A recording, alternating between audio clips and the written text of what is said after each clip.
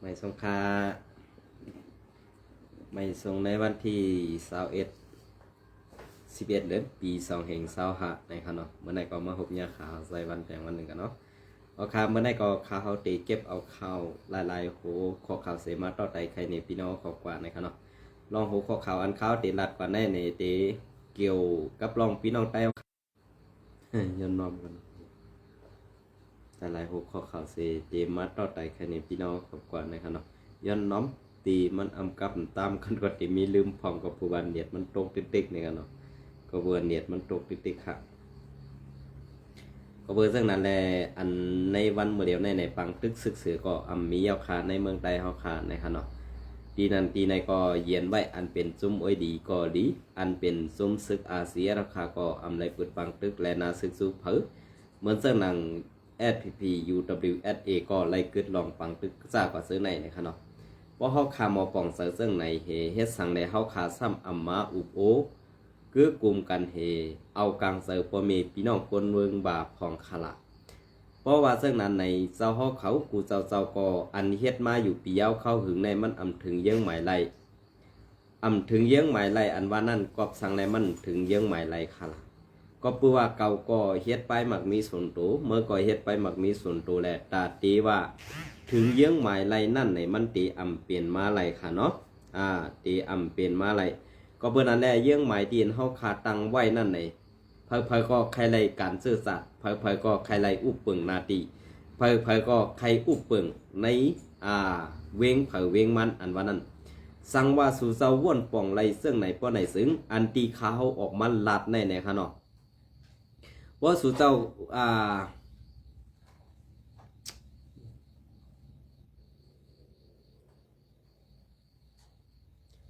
ว่าสู่เจ้าว่นว่าการตีอันสู่เจ้าเฮ็ดอยู่นั่นมันไปมีตีป่องไปหันตีกว่าตีมามันตัวไหนซึ่งในวันเมื่อนี้อันเฮากึดตึกอันเฮายื้อกันและอันเฮากวนล่างกันในตองมันกัดเย็นคาในอันในสู่เจ้าขึ้นมาทัดด้วยอันในก็ตีเลยหันอยู่ครับลองปังตึกซึกซื้ออันเปลี่ยนอยู่ในเมืองใต้เฮาคาเลสังอันเปลี่ยนในนาทีเจ้าคือเฮาคาเลสังในวันเมื่อนี้ก็เปื่อว่าเฮากว่ายุ่มความมันเฮากว่ายุ่มอันซึกมันมาแปดเดือนเฮาขานั่นปียาวเข้าหึงถึงตีเฮาขาป้อมถึงยังหมายไรเปิ้นงำโหเฮาขาปีน้องหล่อกันในสั่งสู่เศร้าอ่อนกันม่วนเมขึ้นตีในมายิบมือสูงมือกันสานกล้องมือกันเสตาตีเฮ็ดการตาเสื่อสัตว์และปอเมพี่น้องคนมึงนั่นตื้นตีถึงยังหมายไรเทิงในขาเพราะว่าสู่เจ้าตื้อว่าคัดคัดมันเฮ็ดเฮ็ดมันป้อไหนซึ่งลองการอันว่าเฮ็ดเฮ็ดมันอันว่าในตาดีถึงยังหมายไรนั่นในมันมีค่ะสู่เจ้านอนผ่านเอาไว้ในปัดในจัดในก็เบื่อจัดในสู่เจ้านอนผ่านจัดนามาสู่เจ้าก็เต็มหันหลอดตีเลี้ยงค่ะนะสู่เจ้าก็เติมหันตีเลี้ยงค่ะ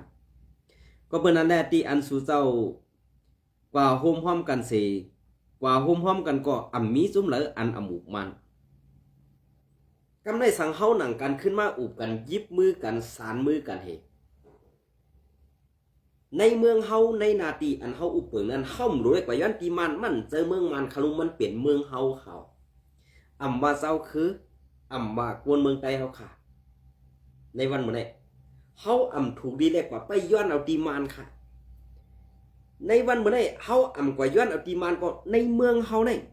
มันเปลี่ยนน้ำกวนกึกบึ้นน้ำดินหินผาเฮาขามาปีเอาเข้าหึงมันมาเปลี่ยนมือปานปูปานหมอนเฮาขาย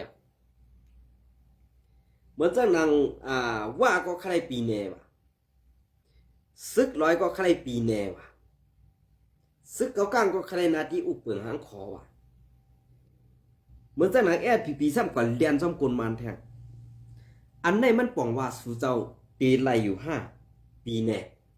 ในวันเมื่อได้สุ่มเจ้าลงในกายตีมันอันในนาทีสู่เจ้าอุปเปิงกุ้มกำนั้นมันเจอมันมาปันสูมันเจอพูดออกว่าในนางดินแผ่นดินมันอันไม่เฮ็ดให้เฮาพี่น้องผิดกันในยื้อกันตึกกันตายย้อนลูกหลานเฮาย้อนว่ามาในมันกูลูกหลานเฮานำยังขึ้นมาเหตุตาตีเฮาเจ้าคืออันอยู่กึ่งน้ำดินหินผานั่นถูกแม่นกันเสนางหูกวนเฮาตีนำหรือเขานั่นมัน เนียดเอาลอกไล่อันไหนสิกว่าส่วนจุ้มนั่นกว่าแย่จุ้มไหนกว่ามังจุ้มให้จุ้มไหนกว่ามังจุ้มนั่นให้จุ้มนั่นมามังจุ้มไหนเฮ็ดไหนได้มันมาตัดเฮียงเขาในปียาวเขาหึงเนี่ยก้อยกาผู้อ่อนหูกูจุ้มกูเศร้าคือในเมืองเขานั่นเนี่ยสองว่นไรคะเนี่ยพอเขาขึ้นมาด้วยในปางกลุ่มอันสู่เจ้าฮอนั่นเด้ว่นไรกูก็ค่ะก้อยกากำในเขาขึ้นมาด้วยตังเฮ็ดเพราะว่ากะย้ำมันปั่นหูเย้าป้อไหนจึงเพราะว่ากะย่ำมันปั่นหูเย้าเนี่ยนะเพราะว่ากะย่ำมันปั่นหูเย้าเนี่ยมันตึ้มมีสังเดียวค่ะในวันมันนะซุ่มเลยกันเย้าในวันมันสู่เจ้าใครไรวะเหมือนจะหนังสู่เจ้าเนี่ยเจ้าจะซึกว่าลงในมือกึดตึกแอนซีลงในมือกึดตึกแอนซีเนี่ยมันจะว่าเจ้าจะซึกลงในมือกึดตึกแอนซีเนี่ยตียื้อเป็นเจ้าคืออันอยู่รวมในเมืองไทยเนี่ยมันเจออันเอาลองดีกัดเย็นเซอุปโอกันก้วยกะอันเป็นเขียนเขานั่นเหมือนจะหนังมานั่นมาเป่าหูจุ้มอ้อยดีปอดของมาเป่าหูว่ามาเป่าหูโคเขียวมาเป่าหูจุ้มนั่นจุ้มไหนเนี่ยกำลังชวนมาเปลี่ยนเสื้อหือค่ะในนำตอนพรเดียนเนี่ยสองไรหันค่ะเนี่ยเก้าก้างซึกลอยสองไรหันเนี่ยน้องเนี่ยไรหันผลมันเต็มเตี้ยมใจค่ะเนี่ยไล่หันอันออกน้ำออกโตมันมาดีนะมันใจขนาดเมื่อเปิ้นโลให้สูลึบล้ำซึกสีแอดปอดของมูนั่นมันก็ปันแห้งสูเคก็ปันแห้งสูตาตีตึกลึบสีแอดออกเมืองใต้ปอดของหนังหือเฮาหนังการตีเป็นเทียนกันได้เนี่ยขึ้นเอานั่นมาเก็บเป็นตอนสอนเนี่ยผู้อ่อนหูเขาหลุดได้มันหนังอุบกุมกันคาในวันมื้อผู้อ่อนหูอันตูเลยมันนางอุบกุมกันนั่นในอ่ำจะว่ามีใจกุยกูเจ้าคือเฮามาห่มกันเฮ็ดเฮามาห่มกันซะอันเฮาหลูไลเฮ็ดเนี่ยหลูไลลึบเอามันควักเมืองเนี่ยออกกว่าในเมืองเฮาเว้ยนะเพราะว่าผู้อ่อนหูกูเจ้าคือลักเหลี่ยมแซมกาป้อไหนสิมันเนี่ยมันเต็มจังมีตีเลยหรอกในเมืองใต้เฮาขนาดในเมืองใต้อันว่าได้มันอ่ำจะว่ามีไตก็อยู่เสาก้อยกะซื้อมันว่าเป็นเมืองไตซื้อมันว่าเป็นเมืองไตก้อยกะก้นอันอยู่เสาในเมืองไตน่ะอ่ำเจอไตก้อยอันนี้พี่น้องเจ้าคือค่ะอย่าไปวนผิดเสาคือในเมืองไตเนี่ยมันนำนะมีเป็น35หรือ32เสาคือในขาวผมก็ต้องดีค่ะเนาะอันนี้ค่ะมันเปลี่ยนเสื้อหืออันว่าเมืองใต้แผ่นดินใต้อันว่าไหนสังวาใต้ไหลอุปเปิงกว่าอย่างไหนยิงยับเอากวนเจ้าคือเสน่ห์ปือกว่าจะมันใส่ก็เพื่อกวนเจ้าคือเสน่ห์ก็ซ้ำเป็นอันอยู่กึกน้ำดินหินผามาเตรียมมือปานปูปานหมอนเขาค่ะแหละดีกว่าทั้งเลยค่ะอันไหนมันเป็นวานเขาเป็นแผ่นดินเขาตีพังโหกพังเหวค่ะนะ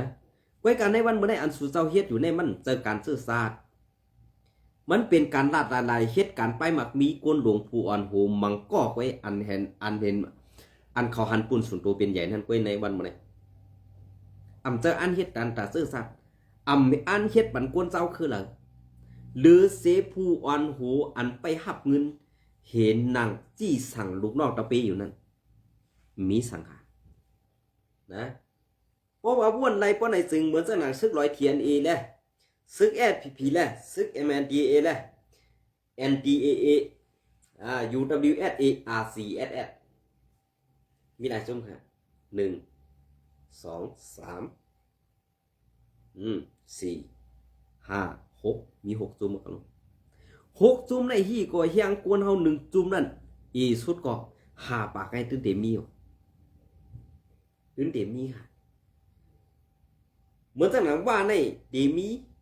หัวเหียงมันกำในหัวเหียงมันในเฮาตีได้กว่าย้อนเอาปีแหน่ที่มันเฮ็ดสังล่ะกำในเหมือนจังหนังเจ้าจะซื้อก่อนนับหูนับก้นซึกมีหัวเหียงเหมือนจังหนัง SPP หูนับก้นซึกมีหัวปากเหมือนจังหนัง MNDA หูนับก้นเดมีอยู่หมอกเหียง TNLA เฮียงซึกเดมีอยู่หมอกเหียงอันไหนเฮามาโฮมกันสิมาอุบโอยบ่อ่านเหตุการณ์ตาซื่อสัตย์วันเมืองภาษาศาสนาตัวเจ้าเก่าเต้ๆว่าก็มังต้าไงซึกลอยมังต้าไงซึกเก่ากลางมังต้าไงซึกเมืองลามมังต้าไงซึก SPP มังตังซึกอาเซียนมังทางตังมันเด็กกว่าอยู่กันละมันเตอยู่แล้วในวันเมื่อได้อันที่เฮาเฮ็ดอยู่ในมันไปถึงแล้วอันว่านั้นเปลี่ยนเสื้อหือเนี่ยทอมด้วยดีๆค่ะนะอำจะว่าเกาคาใจวันกัดแขนอำจะว่าเกาคาใจวันล่วงแดนการเมืองเหมือนเจ้าหนังในวันเมื่อในกอบสังแลมันอำแต่ต้องอำฮัดเปิดหน้าซึกสู่อาเซียนก็เพื่ออาเซียนลงลายมือกึตึก NCA เนี่ยมันมีเมืองเดียวเหมือนเจ้าหนังลงลายมือกึตึกดิโคไมลงลายมือดิโคไมปังลงนั่นเขามันกวนในเหตุกับเนี่ยมันกวนในกับเนี่ยมันหู้น่ะลอกไล่อ่อนๆกวนเจ้าคือเนี่ยเหมือนเจ้าหนังว่าคะแนนปีเนี่ย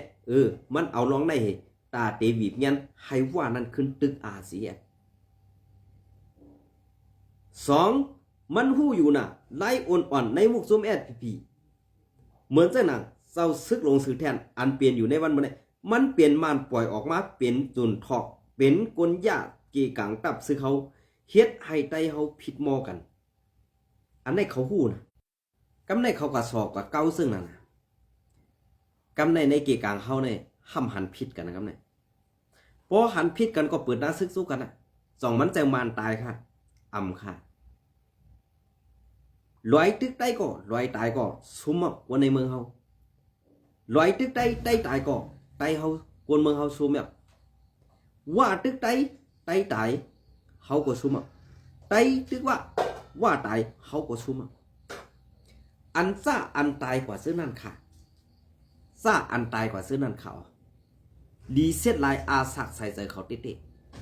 ก็เปิดทางว่าผู้อ่อนหูนั่นกัดเขียนลงเดียนการซื้อการเมืองเหตาตีตึกผู้เขียนออกเมืองใต้เหตาตีไล่กัดเย็น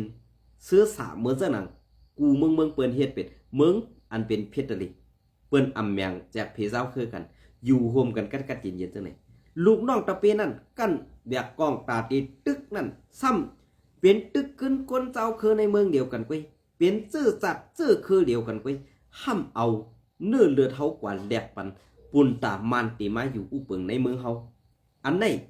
ไล่ว่าผู้อ่อนหูกัดแขน5อำนั้นผู้อ่อนหูมีไปวน5อำนั้นผู้อ่อนหูเสื้อในมีตังเจนซามีลองดูตือ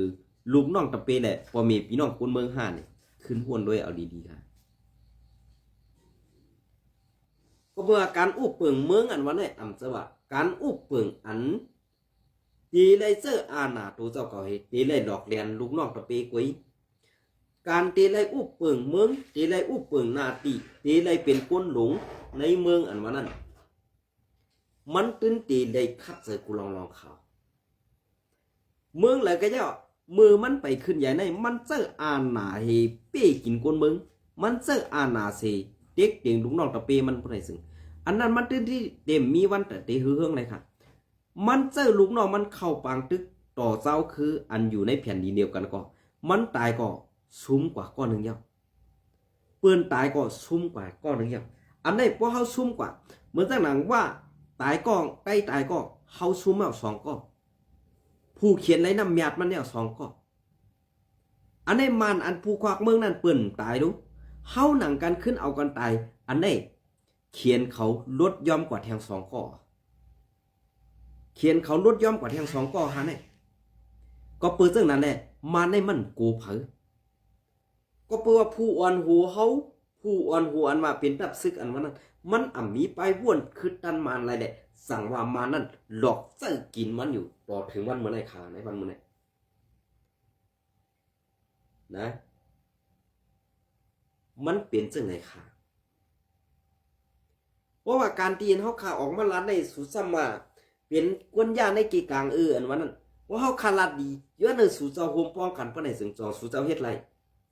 พอสู่เจ้าเฮ็ดไรอันเปิ้นออกมาลัดในเกกลางในอย่าไปเปิ้นว่าเป็นก้นคัดขวาสู่อย่าไปว่าเปิ้นมายาในเกกลางสู่ค่ะนะอย่าไปลาดว่าเปิ้นมายาในเกกลางสู่หุมกันไรอันนี้เป็นป้ายว่นพวนหูงือเขาเพราะเขาได้ลาดซื้อๆก่อนพอเขาลาดว่าย้อนเฮสู่เจ้าความกันย้อนเฮสู่เจ้าอุบโอกันเฮแก้ลิดปัญหาในเมืองไต้คุมกันสิ เพราะว่าเฮาลึบมาในออกกว่าไรเฮาเป็นเพชรตะลิเฮาตาตีตั้งเมืองหังขอไรเอาเนี่ย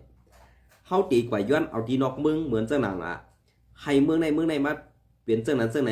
มาเปลี่ยนศักดิ์ศรีพักระยะหลักฐานมันเฮาตาตีผลิตเงินออกมาเจอหังกล้วยเนี่ยอันนั้นสู่เจ้าสั่งไก่เอาปูเตียนพ้องตังก้นกูเจ้าคือลงหาเสียงเลือกตั้งอันนั้นเพิ่เป็นก้นหลวงก็ให้เป็น4 ปีเปลี่ยนไปแลกไล่ผู้อ่อนโหและผู้นางซึ่งเมืองนั้น1 ปอกเนี่ยเพราะเป็นเมืองอันตีกัดเย็นเป็นเช่นนั้นไว้กับเพราะเหมือนเช่นนั้นคุมนิดอันเมืองขี่เขาเปลี่ยนนั่นเพราะว่าเพิ่เปลี่ยนลุงบองซึ่งก็ต่อมันพอตายขนาดมันตายกว่าเย้าก็เตมีลูกมันฮื้ออำนั้นหลานมันฮื้อซึ่งคือมันฮื้อตีขึ้นมาปุ่นปิ่นปุดแตนสืบยิบกว่าให้ไหนมันอ่ำเจอเมืองตีหมู่เคยสีค่ะอันนั้นเป็นคือเดียวตาเตยิบกำในเมืองอันเป็นเมืองคอมมิวนิสต์นั้นหายไรทั้งหมดพอเขาขึ้นมาด้วยในภายตีหมู่เคยสีเพราะไหนภายตีหมู่เคยสีเนี่ยค่ะนะภายตีหมู่เคยสีเนี่ยเพราะว่าเลือกตั้ง4 ปีแล้วใน4 ปีเสียงสุดกว่าเย้าเนี่ยตีไล่หาตูแต้มผู้อ่อนโหคัดนาวันนาเมืองก็ไม่กำในภายไรก็เผยใครไรก็ให้ลงเลือกตั้งให้ลงตรวจแคบกลางใส่อันไหนมันเป็นสภาวะอันถูกแมนเต้ๆเขาเมืองไหนก็เย้าเพราะว่ามันไปฮือไงเป็นคุมนี้คุมบ่ได้ซึ่งตื่นกอดผ่านค่ะกอดผ่านซึ่งหือล่ะก็เปือว่ากวนเมืองมีลองทางหางรถเดียวมีลองเฮ็ดลองสร้างทางหางขึ้นอย่างซื้อไหนเพราะว่าเป็นเมืองเหมือนเจ้าหนังกุริยาจาในเมืองเขาขึ้นอย่างเขาก็เปือว่าและเจ้าลองไล่ปีหมู่เคยสิเมืองกุริยาของในก็เปือสั่งกวนเมืองมันกอดผ่านกวนเมืองมันอึบอยากนี่ก็เปือว่ามันเจ้าเฮียงคอมมิวนิสต์มันเจ้าจีการปักเปิงคอมมิวนิสต์ได้มันรู้ไล่เฮ็ดลองแก๊กแปดหลายเว้ยเหมือนเจ้าหนังกุริยาของในป้อไหนอันนั้นมันเฮ็ดลองแก๊กนะตาตีเฮ็ดอันนั้นอันไหนเนี่ยมันเสื้อเคียงเงินมันนำนะก้วยกับคนเมืองมันอันอยู่ในเมืองมันน่ะวัดผ่านหากินเนี่ยคำพร้อมก็ได้กินเยอะกินยาพี่น้องเขาวนด้วยขนาดไหนกำเนิดพอเขาขึ้นมาเรียบเพียนตัวในเมืองไทยภายอันตีเขาใครเอาเจ้าคุมไล่เหตุการณ์คุมมนิดนั่นในวันเมื่อได้ SPP ก็ใครเอาล็อกไล่คุมมนิด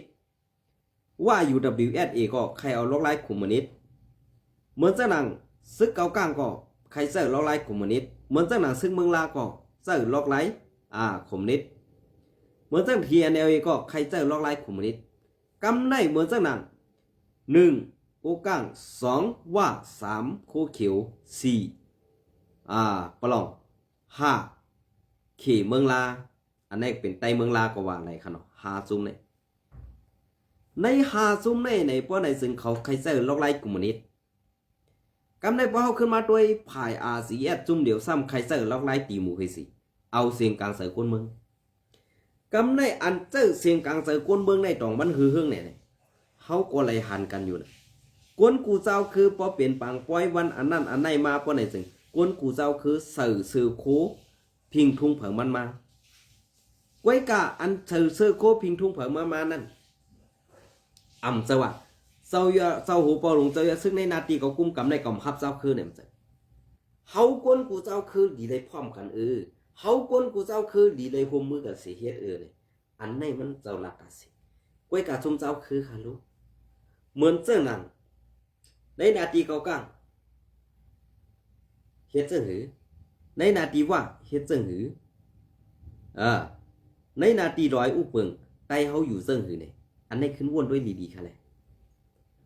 กำในอันในนาทีใต้เฮานาทีซึกจะในอยู่ในซึกแอดผีอ้อมยามพอนั่นฮอดกูทีค่ะก้วยกะกำเลื่อนสุดมาอันเขายามฮอดกูทีนั่นป้อไหนอันเขายามฮอดกูทีนั่นค่ะนะในวันเมื่อได้ใส่ซื้อโคซึกกำไรกาอะไรใส่โคคนเฮือนเนี่ยเป้กินคนเมืองภาคกาคนเมืองไว้เตมีอาณาสังลาเซึ่งนั้นเตเฮ็ดซึกย้อนอีหังมีโปลาซีมีเยื่อไหมมีดังมุมมองให้ถึงที่เยื่อไหมเลยห้ามตีเฮ็ดซึกแข่งมันค่ะขั้นเฮ็ดกัน ขั้นผูกเข้าขั้นซอมนาขั้นผูกโถดินขั้นผูกโคเคอันเอาหมากกว้างสู่เจ้านั่นเฮ็ดเม็ดพันขวันเซหวานกว่าเนื้อหลังกูนเมืองขาหาเนี่ยเพราะเขาขาดถามเสื่องไหนสู่เจ้าก็ซ้ำติดพิษใส่แทงเขาในวันเมื่ออันเปิ้นเย็นกว่าเย้าเฮ็ดสังสู่เจ้าในอ่ำเย็นลาเนี่ยมันเย็นจูแก็บกล้วยค่ะเย็นจูแก็บกล้วยการลองอันสู่เย็นกันปางตึกนั่นมันอ่ำไรมีพรดีสังตาปุนตากวนเมืองนั้นสู่อ่ำตึกอ่ำยื้อกันก็เย้าพอเปลี่ยนในนาตีสู่อุปเปิงนั้นวนเมืองตึกตุกข่าอยู่ขาในวันเมื่อไหร่ใจหื่มใจในขึ้นก็วนด้วยดีๆค่ะนะ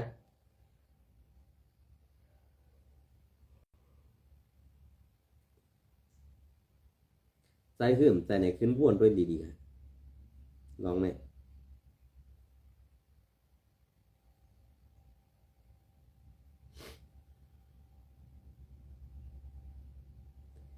เพราะปักเปิงอุปเปิงวันเมืองปนไหนจึงเฮามาเอาเสียงกลางใจพ่อแม่พี่น้องคนเมืองเสียสั่งลัดทอมเสียงกลางใจพ่อแม่พี่น้องคนเมืองเสียสั่งเฮ็ดอันไหนเตมีลองถูกแม่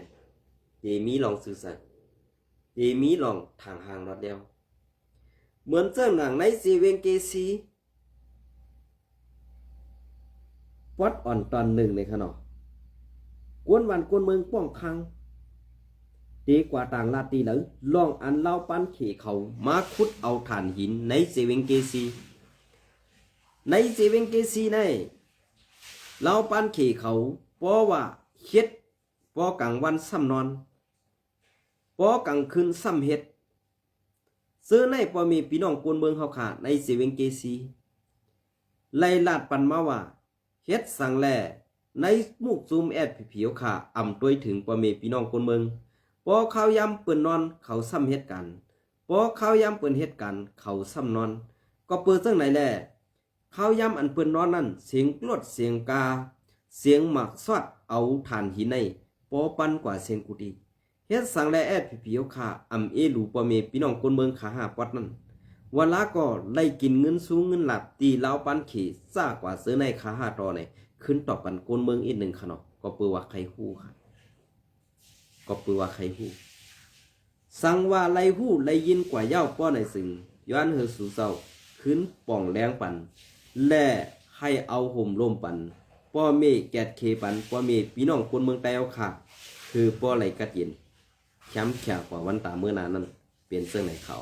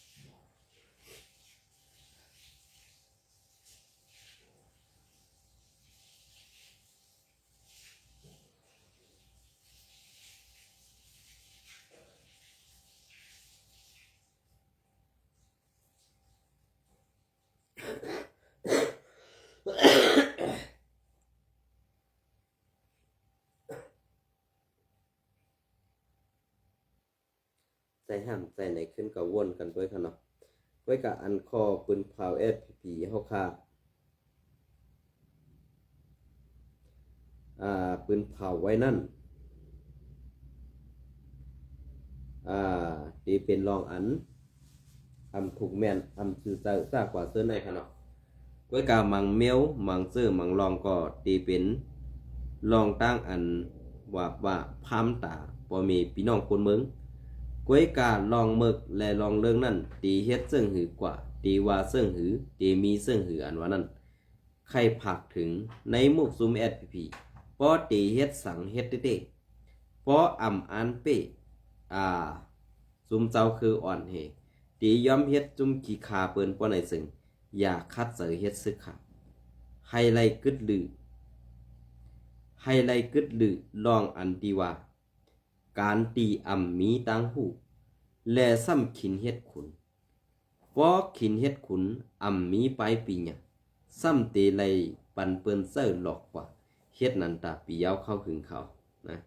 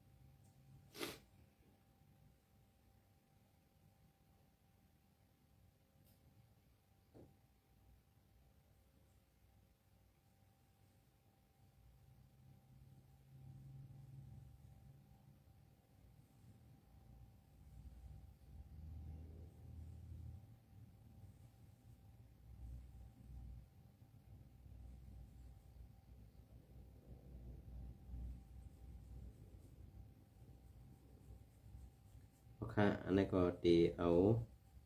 ข่าวเงาเลี้ยงคนใหม่ในมือในวันที่20นั้นมาต่อไต่ไข่ในพี่น้องขอปล่อยอีกหนึ่งครับเนาะอันนี้ก็ซึกมันเอาเฮอหมินเข้าปล่อยหมักใส่ในพื้นที่ PDF เจเวงสปินกีกวนเมืองรูตาย2เกาะหมัดเซฟห้าวแหง3เกาะวันที่21เดือนปี2025คือเหลือนซุ้ม PDF มันเตเลปืนเผาว่าย้อนตับกลางเฮาของสีซึกมันเอาหมักยื้อเสิร์ดีวันแลดปันเป็ดแดนปันเป็ดเจเวงสปินกินตึงมันเตเลพื้นที่อันซุ้ม PDF มันเตเลเขากุมกำนั่นและเฮ็ดให้โกนเมืองไหลตายกว่า2เกาะมัดเจ็บห้าวแหง3เกาะว่าไหนเมื่อวันที่19เดือนปี2025ยามหูค่ำ4โมง30นาทีนั่นมีปางตึกสังเสของสีซึกมันเอาเฮือหมินเข้าปล่อยหมักดีวันแลดปันแป้นในเย้าลองอันตับกลางเฮาของสีซึกมันเอาหมักปล่อยนั่นตีอยู่ดันเสาเฮือนเยกำพองไล่ลู่ป่วยกว่าเสในกวนอันลู่ตายแล่มาดเจ็บกว่านั่นกวนซ้ายมีหลายก้อแล่กวนหญิงหลายก้อนั่นเต้ก็ไล่หู้แตดตอในเย้ายามเดียวตีหิมฟอตอล้านส่งเวงสปินกินนั่นของสีซึกมันแลตับลูกเพิ่นเขาตึกเป็นปังตึกกันไว้อยู่และภายของสีซึกมันในเสื้อตื้อเฮือหมินและตะโลนเซอในสีตึกซอยไหนแหลงข่าวในพื้นที่ก้อหนึ่งลาดนี้ดังไหนตีสปินกินปางตึก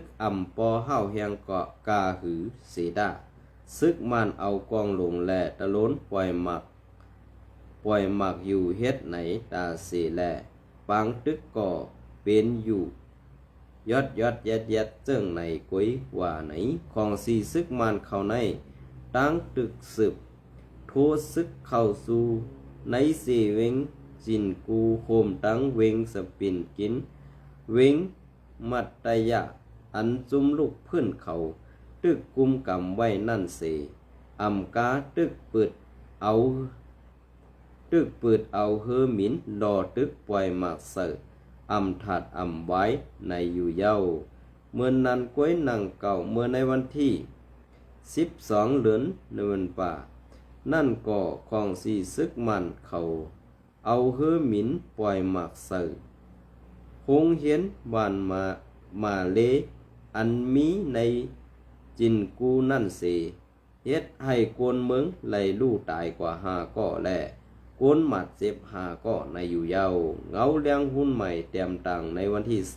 11เดือนปี25ในค่ะเนาะ อันนี้ก็เป็นรองทางอันภูเมือกใหม่อันตีมันใครไลลองพร้อมห่มปุ่นตาปนปู่เจ้าคือ